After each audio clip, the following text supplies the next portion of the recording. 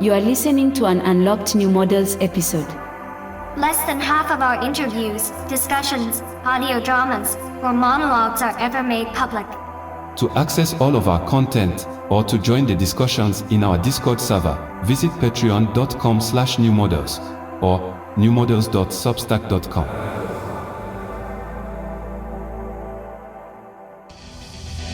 You're now listening to New Models.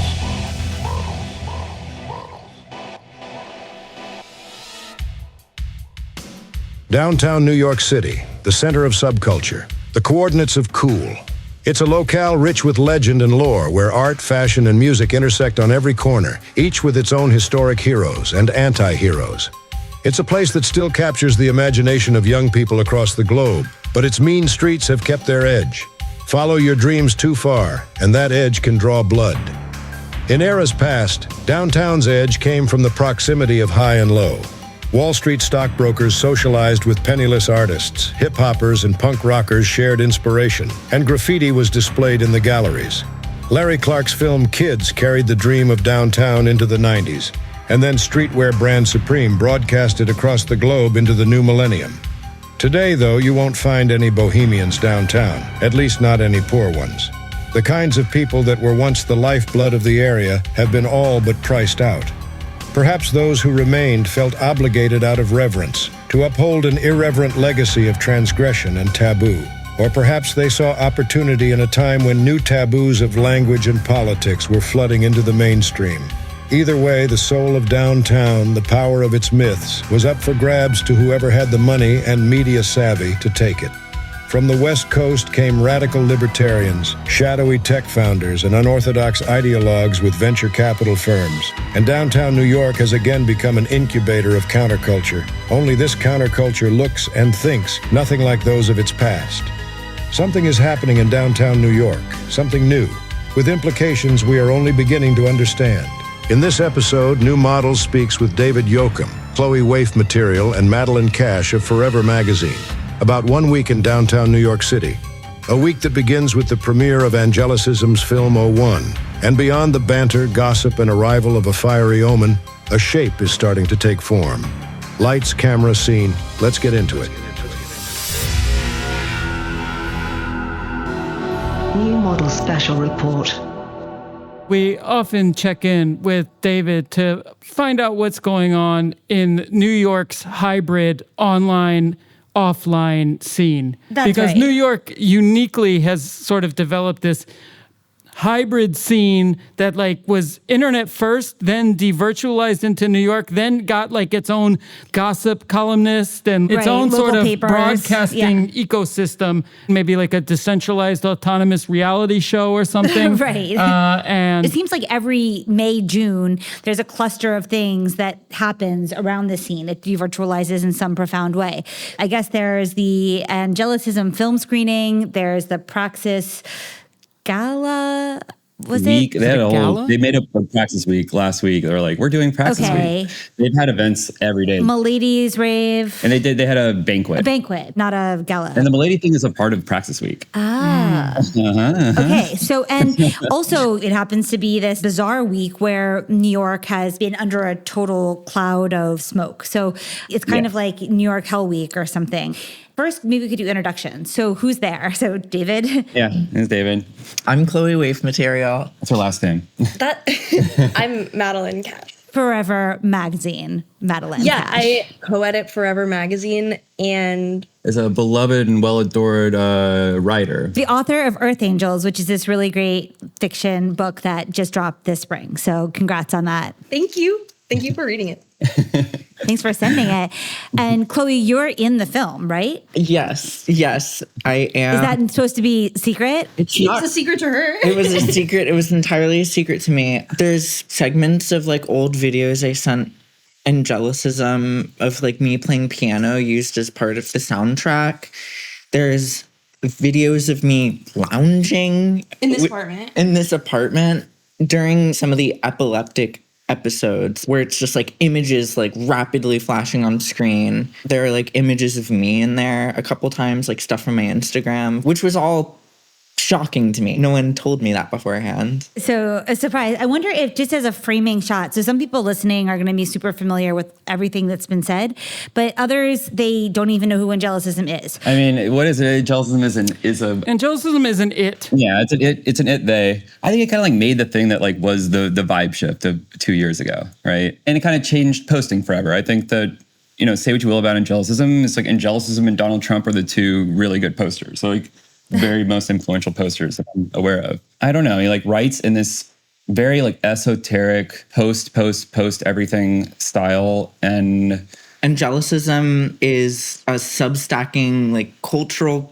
critic, but also gossip poster, egregore. Yeah. Like not one person. But also, I think Angelicism was defining, establishing figure in this sort of network spirituality, lane pill, hyper intellectual, philosophical posting, and a very particular aesthetic pack or a vibe, so to speak, that ended up essentially spawning a sort of internet cult phenomenon in a way that felt very oppositional to the formalized, very clear, correct, very careful posting style that had emerged in response to Trump. Cancel culture. Yeah. To just sketch out a super big theory here, as large language models have essentially like conquered language. And of course, media creation, like very professional looking images. Angelicism was very early at sort of representing a return to the like ineffable or the magical or the incoherent as illegible. Sort of the machine illegible. Right. To put it in like Federico Campagna terms, who wrote Technic and Magic, and my understanding is the idea once we get so far into technic and language as being like the defining, I don't know, ontology of society or something, we'll come out the other end into magic again. And Angelicism was an important force in that return to the illegible, ineffable, magical. And so Film 01 was a project Angelicism has, I think, been working on for the past 2 years or so out of collected footage and imagery from the internet. And also people who found their way to the Angelicism expanded universe, like you, Chloe, I guess, also ended up being in the film. And the first screening of the film happened earlier this week in New York City. And of course, it was a social event because it's New York City. That was incredible, Jillian. That's it. That was incredible. So as this film was screened this week, there was a lot of like paratext around it or layers circulating around the screening. Can you relate to us an impression of how the film arrived in New York or what it meant to the scene or what did it signify? I was quite shocked by the crowd personally. I didn't really know who to expect to see at this kind of thing. Because when I bring up Angelicism or when I see other people talk about Angelicism, it's a very polarized like response.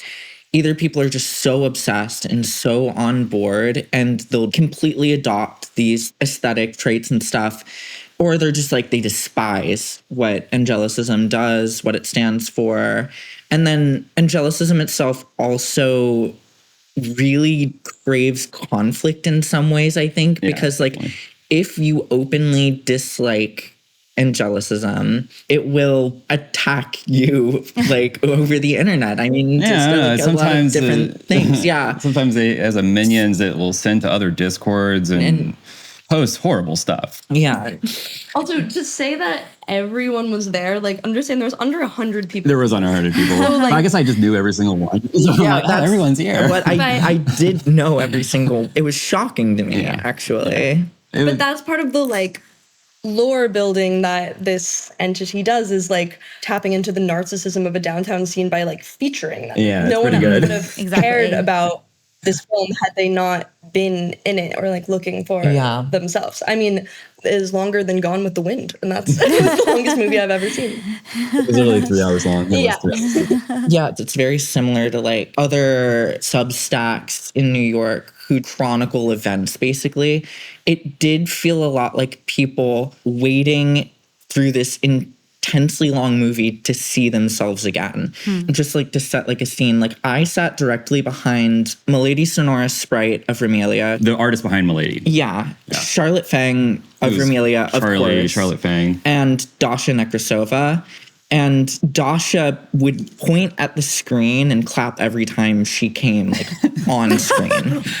And a big feud arose. So like there's been an off again, on again relationship between Remelia and Angelicism. They've hated each other and then loved each other and then hated each other. Yeah. In the film, there was a 8 or 9 minute Remelia, like entirely Remelia produced segment, which was completely removed without explanation. Interesting. All of these like people from Remelia were sitting directly in front of me, expecting this to be in the film. And the fact that it was left out made them incredibly upset. And it's led to this new falling out between Angelicism as an entity and Remelia as a group. Yeah. Which, again, like, people were mad when they didn't get to point at the screen and say, I'm there, you know? Like, that was what it felt like so many people were looking for. Just scanning a gossip Substack to see if their name's there, looking at, like, the Cobra Snake website to see if their photo got posted. It was, like, that kind of feel. Oh, I never thought of this as being, like, the party photography of the 20s. That's so interesting. Instead of, like, taking photographs, you're actually, like, culling, like, web channels for people's traces and then distilling those. I mean, even, I don't know if you think of Mike Crumplar's Substack, right? I mean, he's a gossip columnist, essentially, or that's the format within which he ultimately works. And even if he writes something bad about them, people are very excited to be noticed. It's like when you get recorded. if you were at a blog house party in 2010 and you were blackout drunk, but a photo of you ended up on Cobra Snake, you were still I don't know, I think you would still be flattered or something. That's never happened to me, but. And that's not to say, like, that's entirely what the film was about. It had, like, more going on, of course. A big thing, like, in the film was this idea of, like, extinction, and we're at this tipping point, you know. Yeah, that's this whole thing. I love you one last time. Yeah. But I was speaking on how I felt most of the crowd was approaching it, which I observed immediately in front of me. Yeah. And where was the event? What was the venue? It was like this film It's at center. the Film Anthology Theater. Yeah. Oh, okay. On Second Ave. Amazing, Yeah, which actually tracks in terms of like experimental film or like East Village film. That kind of tracks. That's a great home for it. What has played there in the past that has been... Anthology? Yeah. Anthology is in a really amazing place because when all of the structuralist filmmakers and experimental filmmakers in the 70s who had like porta packs and were just like putting their cameras on cables and swinging them, or Paul Sherritt's cutting up film, you know. Cinema of Transgression? Cinema of Transgression, Nick said, Richard Kern, all of this was given a de facto home by Anthology Film Centers. And they fundraise to make backup copies, like on-film backup copies of all of this film that at the time was not legible to institutions. So like before MoMA or someone would go and collect this film, Anthology was like, this is amazing. You know, Anthology Film Archives. They literally have storage in cans, clean prints of all of these amazing films. And they also have put funds towards restoring films that didn't have a proper backup. So it's really an amazing place. And they've been, I mean, I don't know the politics of it in recent years. I haven't lived in New York in almost 10 years, but I know that they also were really open to interesting curators or filmmakers who would do special programs, and the quality would vary, but you get really amazing stuff and really weird stuff. So it's kind of a boon that Angelicism got to show the film at Anthology, if you ask me. Yeah, definitely. I wonder if they are going to keep it in the archive. Do you know? I mean, like, it's not going to stream. So, like, where does Film O1 go next?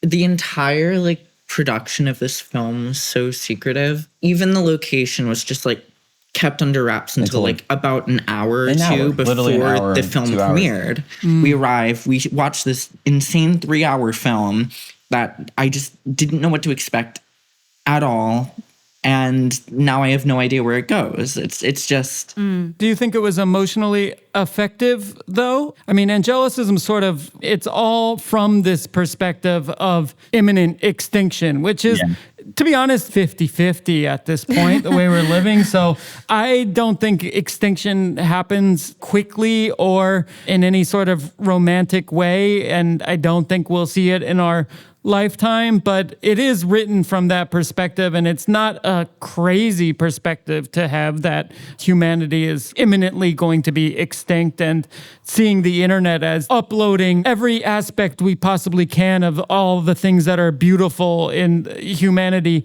as the last record. But I wonder if, to you as a viewer, or the vibe in general, what the emotional tenor actually ended up being from watching the film after watching it. I would say, like, I was incredibly moved by it, if I'm going to be quite honest.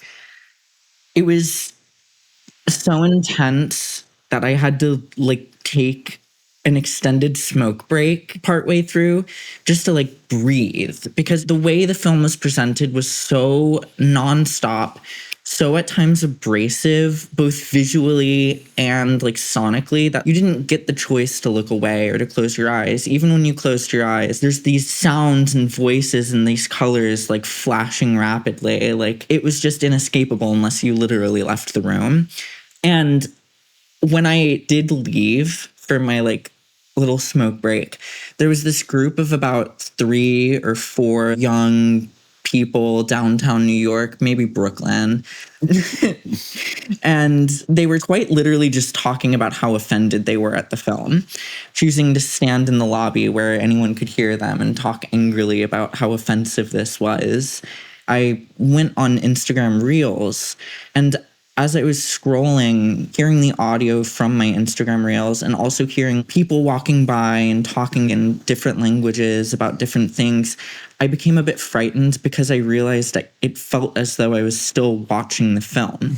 I couldn't like escape it at this point. I got quite scared multiple times in the film. There's this one point in which it like presents just this image of a YouTube thumbnail. I don't remember the exact title, but it was something along the lines of white screen for 24 hours, which I got a bit scared by what that might mean. By the time we did get to the end, it felt like a collective breathing out. It was quite cool, actually, if you ask me. I know that the part of the whole Angelicism project is taking into account not only that like you're going to die as an individual, but that we're like potentially all going to die collectively. It's like this sort of apocalyptic feeling. And there's something really, I guess in the early like Wet Brain Discord, Angelicism posted a lot. And I learned he's like actually like a very serious practitioner of Vajrayana Buddhism, like Tibetan Buddhism, like the magic Buddhism, which when I learned that, it made him make so much more sense to me. Like he has like a Tibetan teacher and practices very, very seriously. And it's like when you are doing that kind of intense meditative practice in that lineage in particular, it makes sense of why he comes from this like absolute perspective. I think it's like a part of it that I haven't heard anybody talk about before. That really does track. I mean, I remember during the Trump time and before we'd found discords to speak in a different way, it felt like we needed some kind of wrathful deity in the feeds, like some kind of Mahakala figure to just clear the energy out, right? And so I can sympathize is probably the wrong word, but I can understand that impulse, right? Yeah. That's an interesting fact. To me, it feels like he's like purposely playing that role. It feels that way. He has his skull cap and whatever, I forget what the attribute is. Exactly in his hand. Trying to bring us all the pure lands. That's what he's going for, right? Yeah. I kind of do think so. I don't know if it's good or the thing with all that stuff, particularly in those communities, because I've been close to those communities, and it's like, I don't know if I ever really want to be close to the master. Right. Back to the idea of film. I mean, the question of like, what is film, what's not film is of course something that's always changing. But it was interesting, Chloe, listening to you say that you felt like you were looking at your Instagram reels or whatever, and you felt like you were still sort of in the film. Is film the right container, the right category for this? Or do you feel that it sort of opens up some other medium, some medium that's like blended with the kind of screen space, social media continuum? Or do you think film is expanded to include that? Because, you know, when you're on your phone, you have agency. You can switch to a different account, you can switch apps or whatever. But when you're in a theater, you're just subjected to this. As you said, if you closed your eyes, you were still in it, right? So would you categorize it as film, or how would you speak of what this media was that you were in? I suppose it's funny that it is just called Film 01, if this is the conversation, because it kept feeling like we were taking this in the wrong way. Like we were consuming this film incorrectly. I think that probably has everything to do with the way it did feel like I was scrolling a feed, except like any agency was stripped from me. I was forced to sit silently in the theater and respect these like social obligations and pretend like it was an entirely normal thing to watch in this sort of setting, which it didn't feel at all. And yeah, it was a bit of a hostage situation. One thing I was thinking was like, this would maybe be more pleasing to me in a well-lit room and we could talk and walk up to it and walk away from it. But this isn't to say that I didn't enjoy it or that I found it unbearable or that if I had to like letterbox review it, this wouldn't take a star off or something. It's just something I observed in myself while watching it, which I have no choice but to believe was part of the point, really. Maybe I've just used too much TikTok at this point in my life and too much instant gratifications entered my life. I mean, it would be a different experience if we're in a gallery, like you said, well lit. But yeah, I mean, it was a movie. It was a movie. He made a movie. It was a film. For deeper insights into the film, everyone read Madeline Cash's review of it in spikeartmagazine.com. What happened after the film? Where did you go? What were the discussions? What was the reaction? Were the stars of the film feeling gassed up? What was the social scene? A lot of people did immediately head out and did not stay for the short reception afterwards. There were a lot of events. It was this Monday night. There was also this party happening, a Mandate Heaven party. It was part of the Praxis week thing. Yeah, like, because it is like Praxis week. There were many events, which I'm sure people it is Praxis week. wanted to go to. But at the reception, basically everyone I spoke to in general, when asked, what did you think or how do you feel about it, all anyone could really say was, I don't know. And I even felt that way myself. Not I don't know as in not good or bad. People were genuinely unsure what to say about what they just saw. At times I thought of it as almost like a schizophrenia-inducing film. It did feel like I was being driven crazy at some points, and I'm sure other people very much felt the same way. It was a lot to take in. Yeah. And there were a lot of thoughts to gather because so much information was presented so densely all at once. You went to the Mandate Heaven party though, didn't you? Yeah, I did after the reception go to the Mandate Heaven party. So funny. Does anyone want to give a really brief definition of Praxis or ID for Praxis? Or like, what is Praxis and why do they have a week?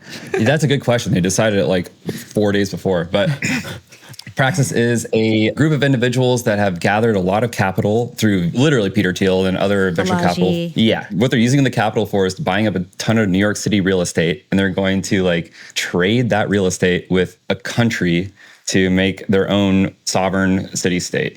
And they're looking at Montenegro, I think. But yeah, sovereign nation almost feels like a technicality. There's like this libertarian desire to like set your own tax code, basically.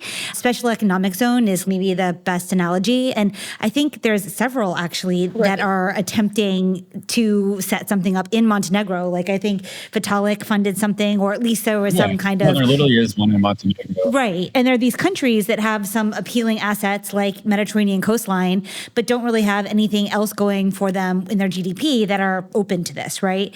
Thinking that this influx of capital will have a glow-up effect to the rest of their nation. Yeah. And so Praxis, though, is particularly NYC-centric, it seems. Yeah, it is. And it's people in their 20s and 30s, right? It's younger people who are tech-adjacent. Yeah. I mean, for all intents and purposes, Praxis is a loft in Soho that throws parties. That's mostly what they do, but come on. And I mean, these crypto cities and like autonomous zones are either like a result of climate fear or a fear of poor people, I guess, or like trying to have a caste system.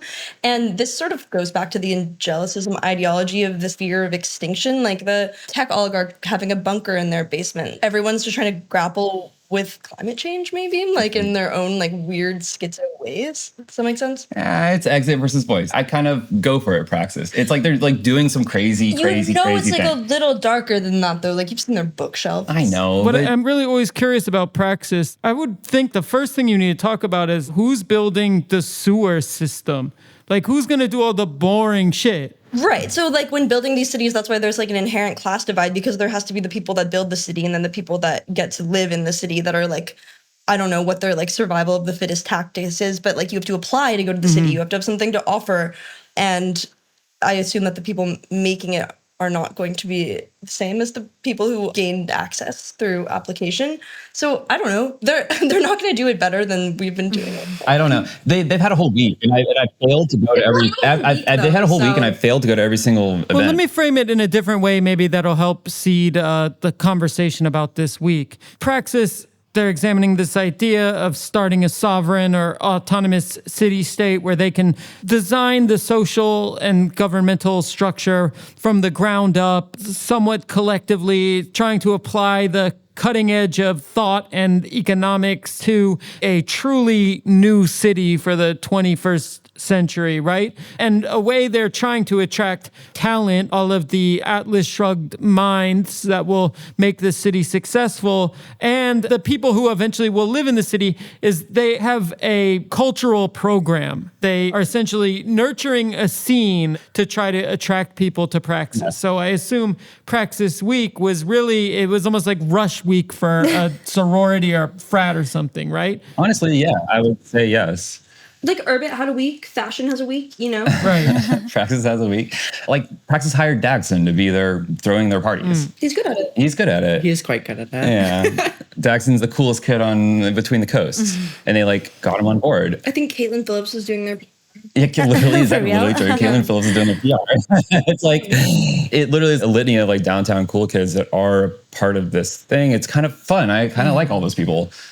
Maybe I would live in the city with them. I don't know. brag on Praxis. If they build a city, I'll go. I will probably go. I don't know who will build the sewers. I don't know who will do the military. I don't know any of that kind of stuff. But I think there is something correct. The world is fucking changing. Like, I can't imagine being an old person and it's just like a slow progression of liberal democracy, the Western dominance or whatever. It's like the chances of that seem like almost nothing to me personally. So it's like, why not? Either I move to China or move to Praxis. I'd rather move to Praxis.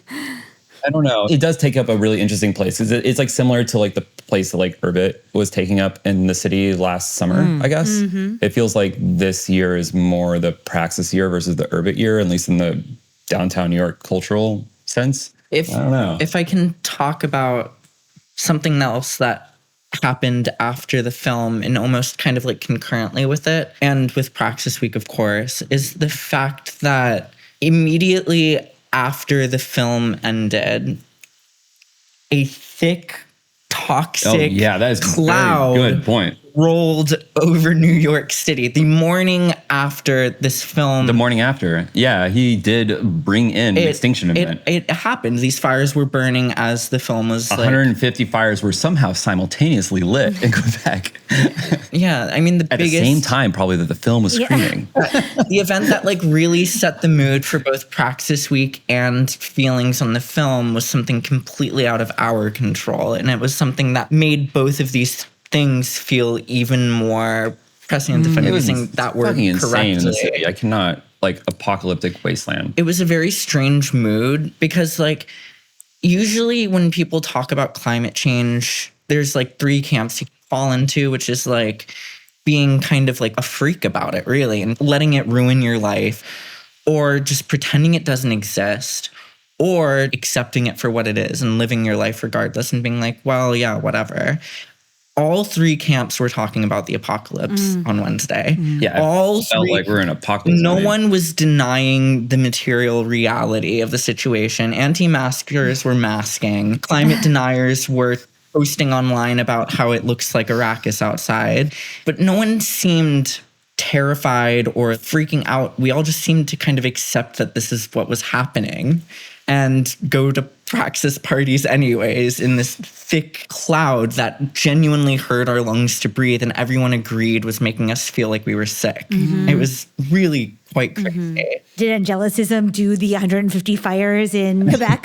The serendipity of those fires rolling in right after this film does feel poignant, and I guess should go on the historical record for at least this subscene.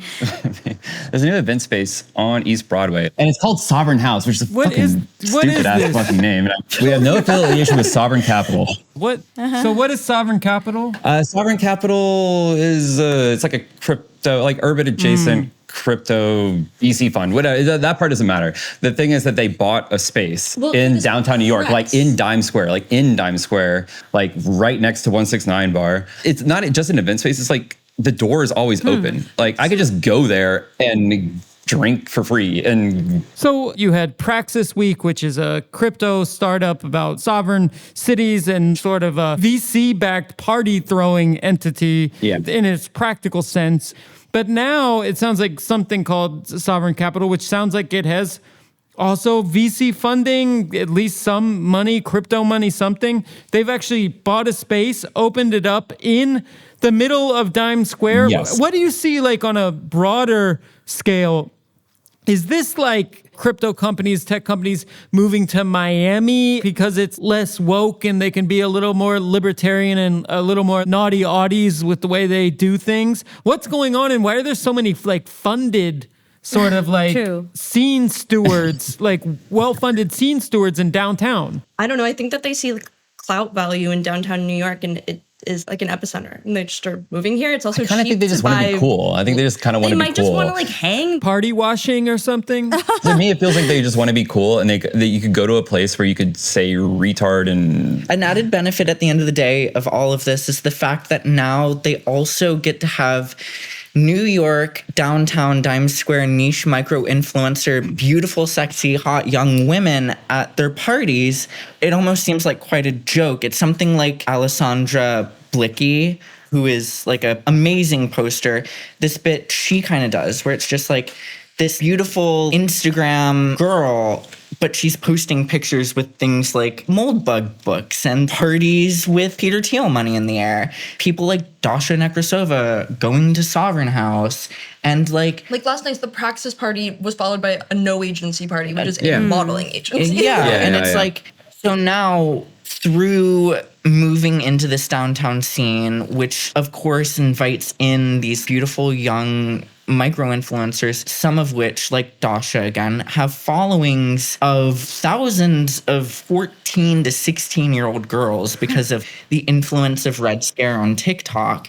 We're seeing this kind of trickle down in a way that is almost definitely, I think, intentional. I mean, it's cool to have parties downtown. It's cool to socialize. But at the end of the day, like, the people coming to these parties post about it online. And then these posts online get seen by people around the world who are envious because they want to, like, live in New York. Do they, though? Or is it just like an echo chamber? Like, New York is pay to play. Like, anyone can live here. Like, you can afford to, you know?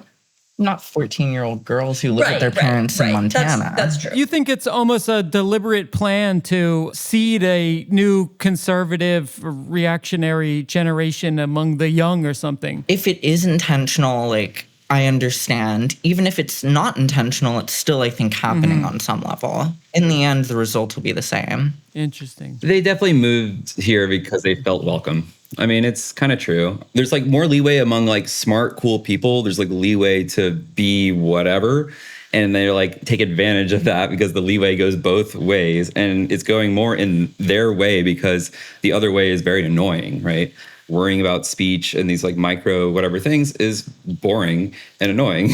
But I think that they are taking it too far. I really don't think it's going to last for very long in like a cultural, political sense. I mean, it's interesting this is happening like post-ZERP too, right? Right. Like you would almost expect this stuff to be happening, maybe just because of COVID it wasn't, but the money printers turned off and yet there's like weird spaces for dubious social capital building investment or something.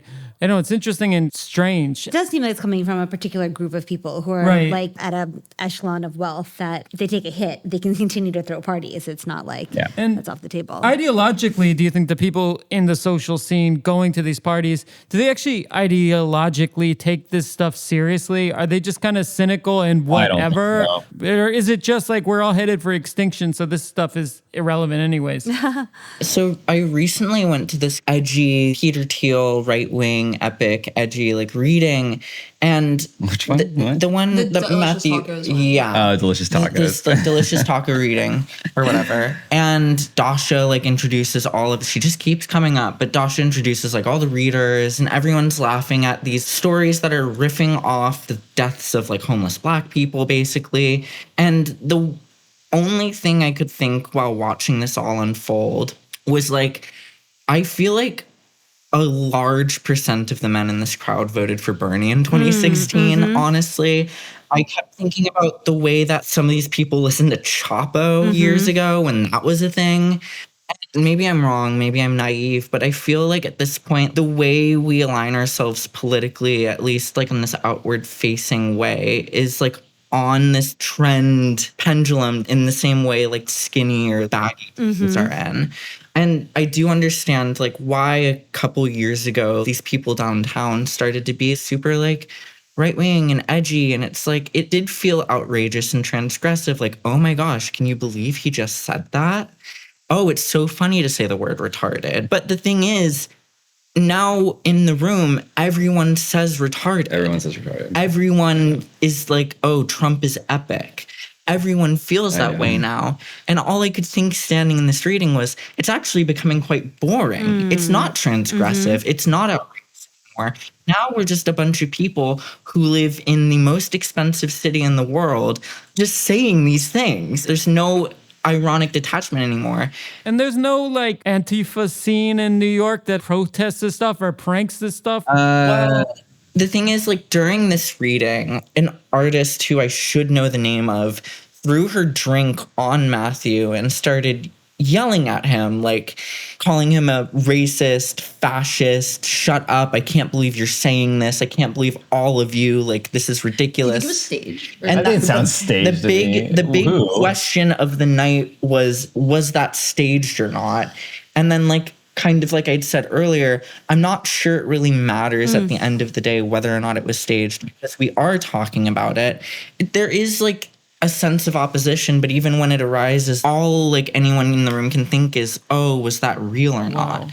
It's not meaningful. And at the end of the day, everyone just laughs. It's an opposition that may or may not be real, and its existence is there for like these people to giggle at, because it finally gives them the opportunity to feel transgressive again, which they haven't been for a little while now. Interesting. Like neoliberal opposition is too silly to be taken that seriously because they're like protesting the dare and like disposable straws. So, I mean, it's like ideology has truly just become another, I mean, I guess online it's compressed into the same space as fashion or music or whatever. And it feels like just as little is at stake because Americans particularly have just seen time and time again that they really do have no agency in changing things, I guess, you know? Yeah, and that's why we make a crypto state in the Mediterranean. Shut up, David. It does make sense why you do exit versus voice. Like voice doesn't work. And if you look at how I feel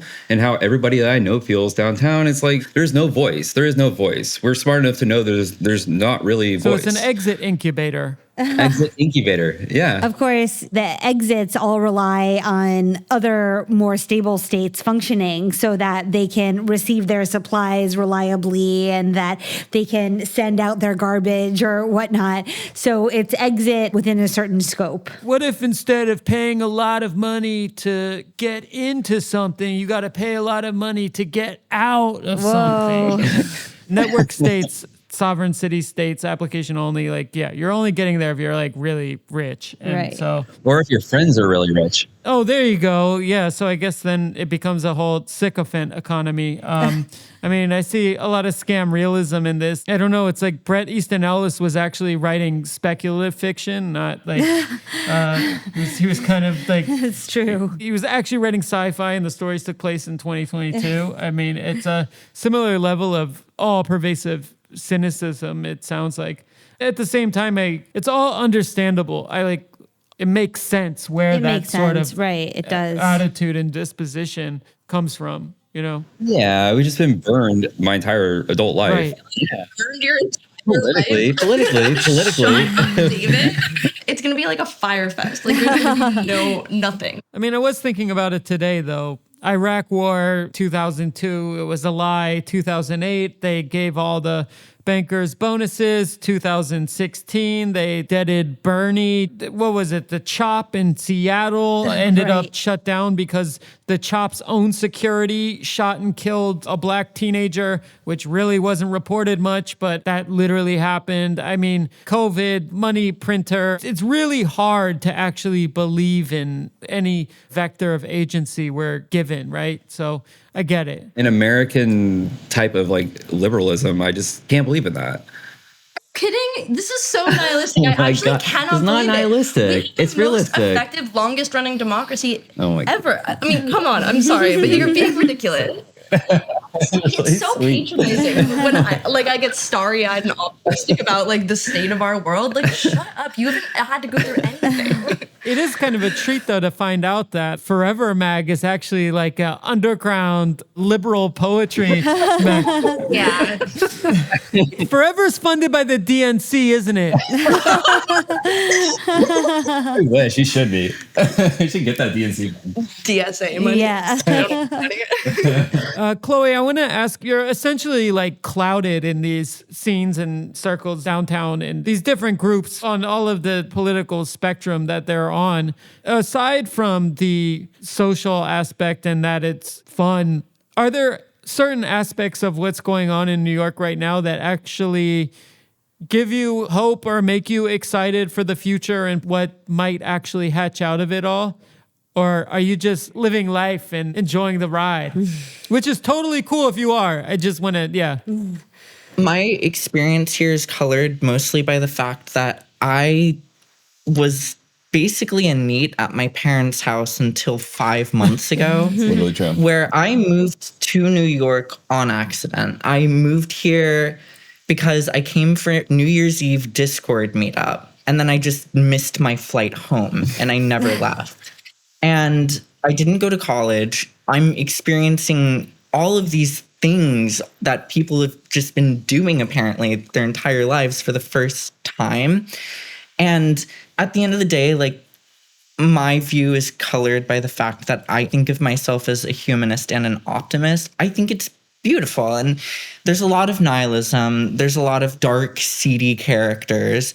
But I'm not one of these people that doesn't want to be seen near like Dryden or like Moldbug Curtis or anything. Because it's like, at the end of the day, like, I'm just talking to people. And like, I think it is beautiful. I think it is optimistic that at the end of the day, like, no matter how old you get, no matter what weird political little shtick you put on to like sublimate your like childhood desires or whatever, like, people want to go to these parties. People want to talk to one another. People want to like create things with their hands. And like, maybe it's silly. Maybe it's like overly optimistic. Maybe it's like reducing everything to like this kind of childish mumbo jumbo. But I do kind of live day to day as someone who's experiencing it all for the first time. And I'm captivated by the beauty of it. I've actually been attacked for thinking it's beautiful when other people think it isn't at all. I mean, yeah, to be clear, I'm not like so high on my moral pedestal that I'm not partying. I think the like ironic veneration of tyrants is stupid, but I don't think it's harmful. I don't know. Yeah, like I go to Brooklyn sometimes. I've hung out with the DSA kids. Have you been to Brooklyn lately? Like everyone looks like they're in Grizzly Bear. Like it's actually like frozen in time. It's unbelievable. Like you can't go. But it's so cool. It's all so cool, and it is also beautiful, and it is really hopeful to me. I don't know, like, despite being like on what people like consider like the edge of extinction, despite like a literal toxic cloud coming to rest over the city because the Gulf Stream refuses to let it leave. And despite like all these people in these rooms hating each other for weird, silly reasons, because at the end of the day, they're all retarded, like online, like posters, like we all still can end up in the same room together. We all still can like have our little petty feuds and come back around. Like we're in a weird, sick on again, off again relationship with one another. Like despite the world ending, I don't know. At the end of the day, it is beautiful.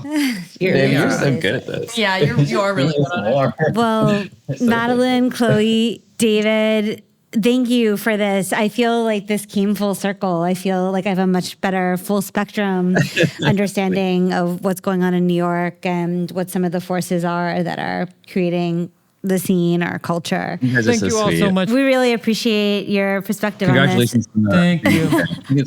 Thank you. We'll update you. Yeah, you're not taking the baby to the crypto state, though. No Montenegrin baby. I can already imagine the Atlantic piece. They were born in an experimental city-state 20 years later. What's going on with the Praxis babies? Like, are they still stateless? Yeah. Wait, will Praxis babies be born stateless, or will they? It depends if the UN recognizes Praxis Or or not. they'll be like Italian, or like No. This is a sovereign nation. They're not. It would be Praxian. Praxian. Yeah. Jesus. Praxian. well, thank you all so much. It was really wonderful. Fun hanging with you. Okay, I love you guys. Thank you for listening to this New Models Special Report Downtown NYC update. And thank you, Chloe, Madeline, and David for joining us. You can read Madeline Cash's review of Film 01 at spikeartmagazine.com. This conversation left us with questions. Does this phenomenon in NYC reflect a true shift in hybrid on and offline social organization? Or is it the result of savvy founders leveraging Scenius as buzzy VC bait to get funding? What does a future where scenes are the essential social unit mean for culture, politics, and the market? And what exactly do these well-funded scene seeding or scene capturing projects expect as a return? Will we see, or are we already seeing, pump and dump scenes trading in social currencies? Are the artists who helped establish certain scenes without financial motivation like Angelicism wary of the presence of corporate actors? Or does corporate patronage of a scene give it the FOMO windfall it craves? Could this just be another instance of the Naughty Audie's revival, like the Bloghouse parties sponsored by Sparks or Scion? And as Sparks and Scion both no longer exist, will Praxis and Sovereign meet the same end with their experiment in scene-embedded business? Or will this time be different?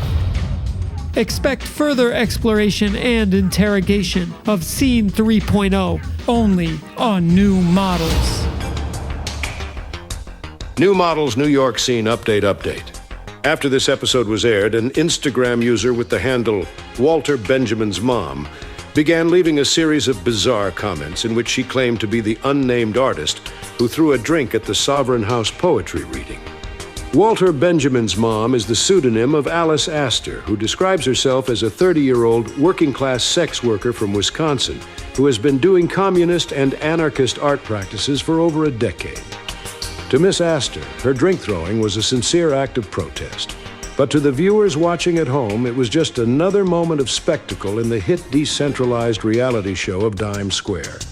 If you appreciate New Models, consider joining us at patreon.com/newmodels or newmodels.substack.com. Thank you for watching. Good night.